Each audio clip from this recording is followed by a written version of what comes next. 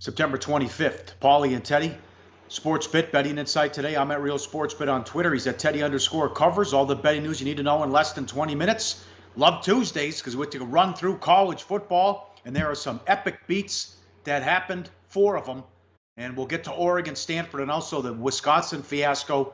Great job by Van Pelt and Stanford Steve pointing out a game under the radar as well. Bad for the books as well. We'll get to everything coming up. Monday Night Football, bad for the books. The total, 52.5 to 55. Steelers don't score in the second half. Still goes over. And Fitzpatrick was played well, but they lost. Couldn't get a stop.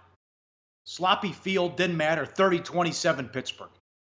Yeah, and I mean, let's be honest. The Steelers were lucky to hang on in that ball game. They did. And let's give them credit on that final drive after doing nothing for the entire second half.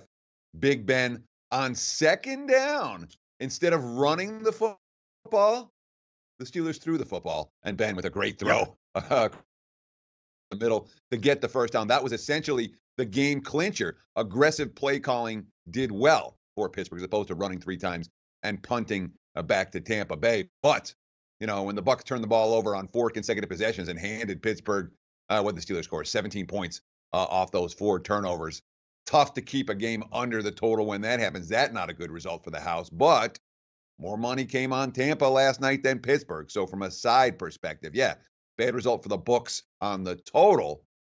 With Pittsburgh winning, that wasn't a bad result for the house on the side, with a lot of wise guy money and a fair bit of public money coming on Fitzmagic, who was magical in the second half, but not in the first half. And of course, on the drive that mattered, the Steelers, the Bucs, 3 and out and punted. That was the only time in the second half that offense was stopped. He did his job. He scored 27 points at home. Supposed to win that game. Yep. Nats 250 up to 275. They won 7-3 in a meaningless game. More on this about Teddy's philosophy on how to bet MLB in the final week of the season. How about Scherzer's $4 today in a meaningless game? Crazy. Red Sox Orioles under 9 down to 8. 6-2 final.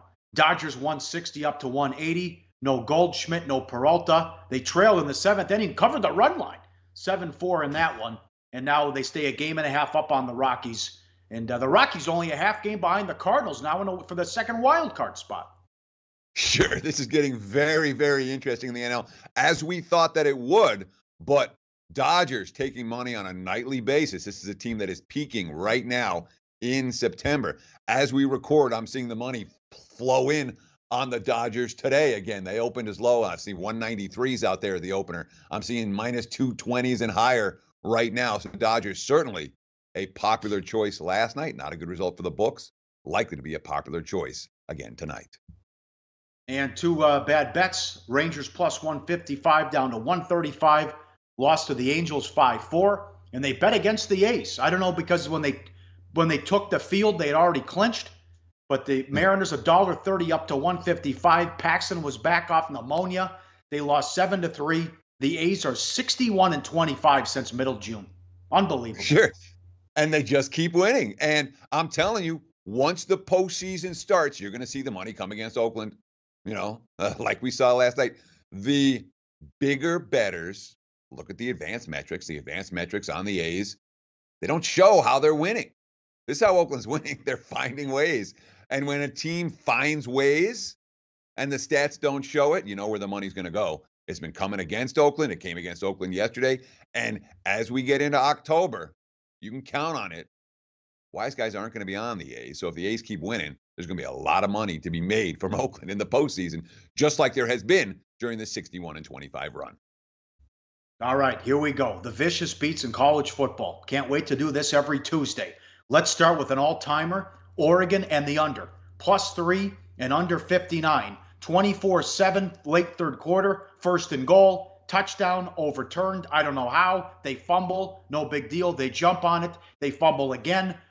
Not only does Herbert not jump on it, it's a scoop and score the other way. Then they could have been 3 knees. They take 3 knees at the end of the game. Stanford would have had 10 seconds and no timeouts. They didn't do that. They run it. The kid stretches the ball out and fumbles. Stanford scores. They win in overtime. Of course, had to get the ball to start as well. They get the stop. Herbert was great for 3.5 quarters. I don't know how Oregon blew that game. Somehow Stanford and over gets there. 10 different things had to happen. They all went against Oregon. Oh, more than that. I mean, it felt like 15 different things had to happen in that ballgame. But it all started, as you mentioned, with the touchdown getting reviewed, and oh, they got it at the 1 foot line, and oh, next thing you know, there's a fumble and it's going back the other way. And that's a 14-point swing, and that's a dead team coming alive on a single play. Our old friend Mr. Malinsky used to talk about the play is the thing, and one play changes the entire context of a game.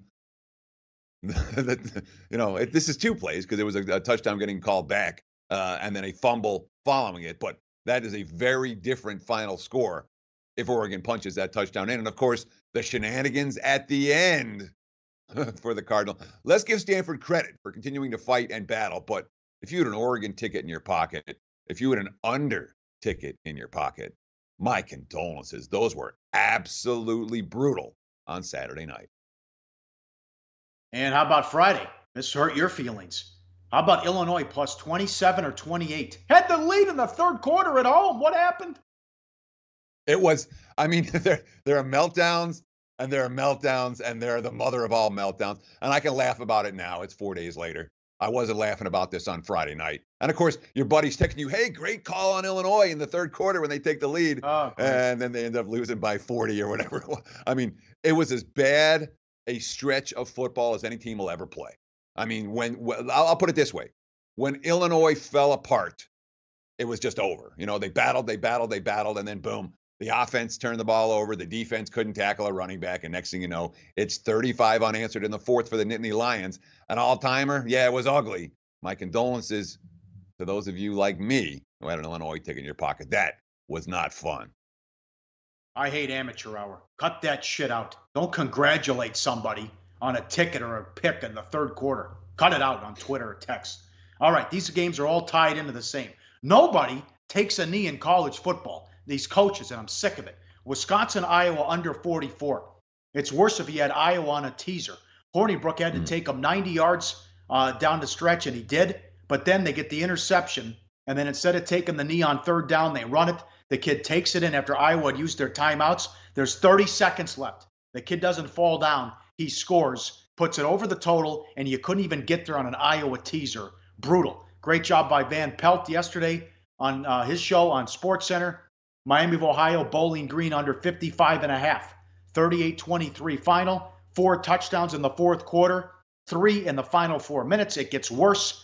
2 touchdowns in the last 30 seconds. The final one, meaningless, not for some, coming on a Hail Mary. Again, Miami of Ohio was still running plays. They wouldn't just take a knee, ripping off some long runs. 2 touchdowns in the final 30 seconds, and it happened in the Ohio State game. Welcome back, Urban Liar. Tulane plus 38. Ohio State scores with a minute left to cover. And, I mean, there's a different nuance for the Wisconsin-Iowa versus the Ohio State-Tulane. All right? Sportsmanship says you're supposed to take a knee there. You're up, what were they up? 42-6 for Urban Meyer. And Urban Meyer said, nah, we're not going to take a knee. We'll punch it in. Yeah. We'll get the guy some stats. So be it. But Wisconsin, Iowa, I understand why they're running to get that first down. The same story in the Oregon game. They get the 1 first down, you take a knee. The kid got the first down in the Oregon game, and then he was stretching the ball forward for some reason. That's a lesson that a college kid is going to learn. Unfortunately, it costs people money, but those are the mistakes kids make.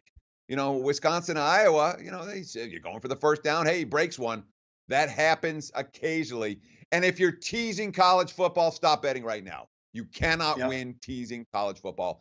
No professional bettors, none, tease college football. So good luck. If you want the extra 6 points, knock yourself out. You're going to lose games like the Iowa game.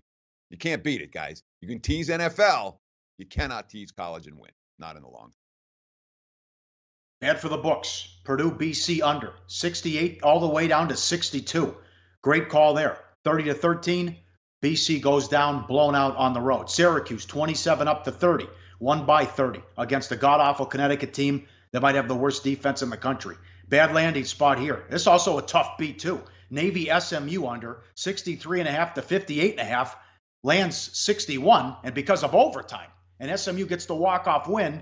Both teams score in overtime. SMU goes for 2, and they get it. And they bet against Bama, and they finally got there. A&M from 27 down to 24.5, an important late touchdown, and A&M gets the money.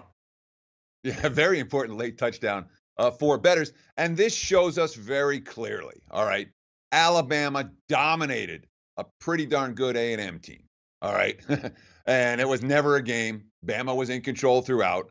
But when all said and done, Texas A&M gets the money after Bama had covered 3 straight. What does this tell us? It tells us that the betting markets have caught up with the best team in college football. It will be hard to make money betting on Alabama moving forward. And you talk about that Navy SMU game. What a ballsy call from Mr. Dykes, punching in, going for 2 at the end in the first overtime, not the third or the second. It's like, my defense was tired. We had to go win it. And they did. SMU celebrates, and the game lands right in the middle between the opening and the closing totals. That's never or rarely good for bookmakers. Georgia Tech, Clemson over 52 up to 55.5. Flew over. Western Kentucky, Ball State under 55 down to 52.5. 28-20. They knew what they were doing here. New Mexico State 0-4 straight up in ATS, spread up from 3 to 5.5. They beat UTEP by 7. And some bad bets, plenty of them. I don't know what they're betting. Alabama game under. Jesus, 61 down to 58. Georgia from 14 to 14.5. Most of the bets were at Georgia minus 14.5. They won by 14. Again, a Georgia player dropped the ball before he got in the end zone. Missouri picked it up and ran it the other way, but they didn't have the right feed and angle to show it. Unbelievable. Amateur hour in the SEC. USC from 3 up to 4.5, won by 3 on Friday night. Wake from 8 down to 6.5, routed at home against Notre Dame. Oregon State 6.5 down to 4.5, lost by 21 at home to Arizona. Look at this, Oklahoma State 13.5 up to 14.5, shut out in the second half and blown out by Texas Tech in that one, Teddy. Texas Tech. I watched the game. Was terrific. Yeah, there was nothing fraudulent about Texas Tech blowing out Oklahoma State in Stillwater. Bettors got that one completely wrong. But you talk about Georgia. Big difference between laying 14 in that game and 14.5. There were 14s out there. You shop around, you could have laid 14. 14.5, big difference. USC, that opened 3. You bet it early, you laid 3 with USC. You waited till kickoff, you laid 4.5. What happened in the end? They won by 3. Big difference in those kind of contests. You know, and there's a bunch of them that are like that. Every half point matters. We talk about it. It matters every single week, whether you're especially around the key numbers. Try to take advantage of the good numbers in those situations, especially when you're laying. Don't be laying 14.5 when you can lay 14. Yep. Memphis took money, didn't cover. Washington, Arizona State over 50 to 53.5. I don't get that move. Washington does it. Offensive line plays an issue. Liberty plus 14 down to 11. Big public dog there, and popular play with the pros, routed by North Texas 47-7. And Old Dominion 30-1. Only 2 spots in Vegas had a money line. 30-1 at William Hill, 25-1 at the South Point. They beat Virginia Tech. How about that? 14 tickets at William Hill on Old Dominion money line, and some guy had $40 on him, which paid $1,200. Yeah, nice little score.